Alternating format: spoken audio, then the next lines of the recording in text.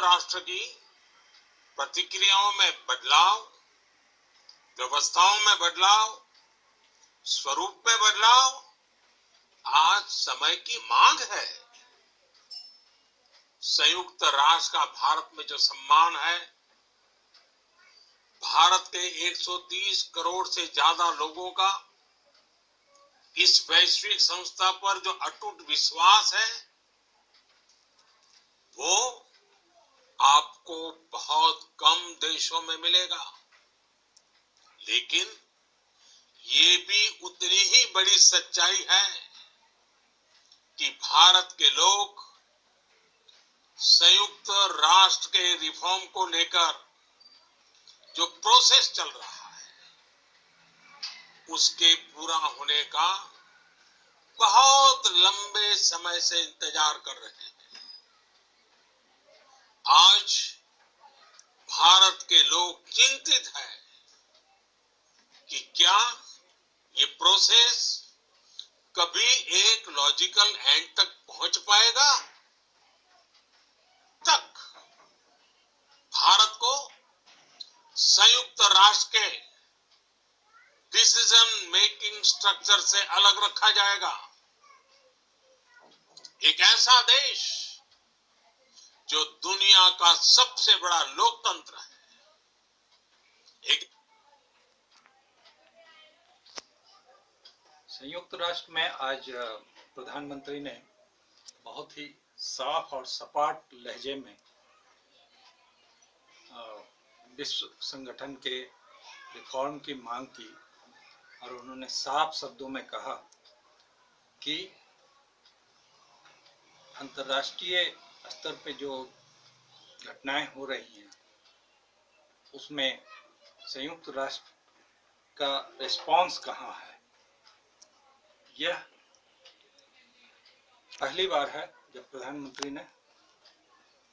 इस तरह के सवाल उठाए हैं। कोरोना का हालांकि उन्होंने नाम नहीं लिया, लेकिन यह स्पष्ट है कि कोरोना में जो जिस तरह के लीडरशिप की उम्मीद थी सारी दुनिया को इसके खिलाफ लड़ाई लड़ने में, वह लड़ाई लड़ने में अपनी भूमिका दिखाने में संयुक्त राष्ट्र उस तरह से आगे नहीं आया जिस तरह से उसको आना चाहिए था। यही नहीं, भारत की क्या भूमिका रही है इस बारे में प्रधानमंत्री ने काफी कुछ कहा है, लेकिन प्रधानमंत्री मोदी ने साथ में यह भी कहा है कि भारत को डिसीजन मेकिंग बॉडी में से कब तक अलग रखा जा सकता है। साफ है कि वो संयुक्त राष्ट्र के उन 5 अस्थायी सदस्यों में रिफॉर्म, अस्थायी सदस्यों के क्लब में रिफॉर्म की मांग कर रहे हैं ताकि भारत को वहां प्रतिनिधित्व मिल सके और सुरक्षा परिषद में एक अस्थायी सदस्य के रूप में वह जा सके। और इसकी सारी दुनिया से समर्थन भी मिला है भारत को, और भारत एक सबसे बड़ा लोकतंत्र होने के नाते इसका अधिकारी भी है और इस बारे में सारी भारत की जनता से की अपेक्षा भी है कि जो है इस भारत को यह प्रतिनिधित्व दिया जाए। और इसके बारे में प्रधानमंत्री मोदी ने भारत की आकांक्षाओं को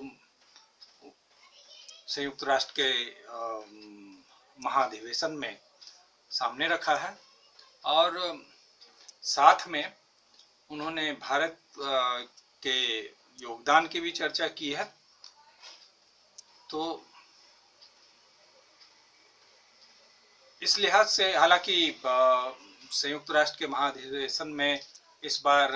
कोरोना के कारण सीधी भागीदारी तो नहीं हो रही है और वीडियो कॉन्फ्रेंसिंग के द्वारा या वीडियो के द्वारा जो है मैसेज दिया जा रहा है। लेकिन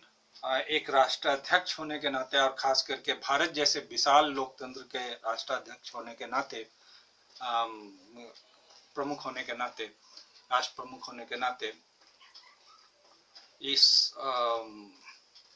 संदेश के कई मायने हैं और भारत ने पहली बार खुलकर इस इतने बड़े मन से यह साझा किया है और